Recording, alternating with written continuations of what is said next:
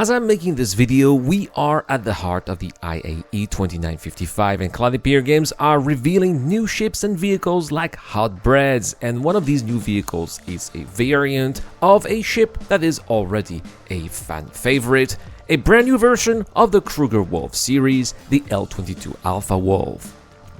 The main difference here is that the L22 features bespoke size 4 laser repeaters instead of ballistic Gatlings, and so in this video we are going to try it and see what it's worth. Of course, for the purpose of this video we are going to focus on combat since this is a fighter. The first mission is therefore going to be an escort mission. I'm going to start with a basic one with basic opponents like Cutters or Mustangs, and as you are going to see, the L22 is going to absolutely shred them.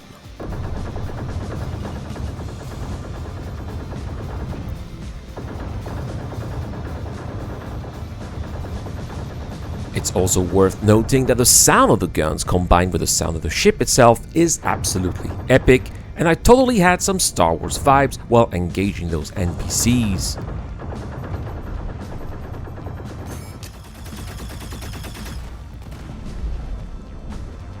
Performance-wise, the L22 Wolf positions itself very well. It can reach 499 meters per second in combat mode and 1180 meters per second in nav mode, making it a ship that will be able to escape most encounters when needed, which is crucial given the notorious fragility of the chassis and the weak nature of its shields.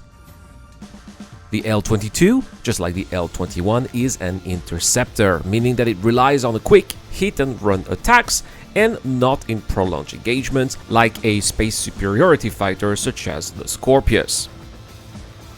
It is also thanks to these high speeds that I was able to quickly reach each of the attackers that spawned during the escort mission and methodically destroy them one by one before the client would get overrun.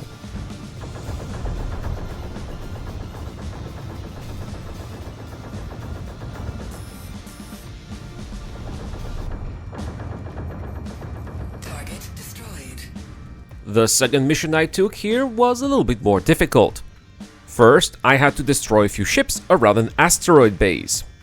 The pedigree of the enemies was the same as those in the first mission, so it was relatively easy.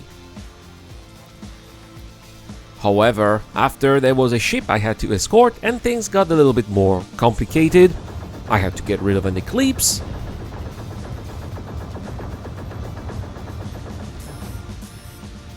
and then two Sabres entered the fray.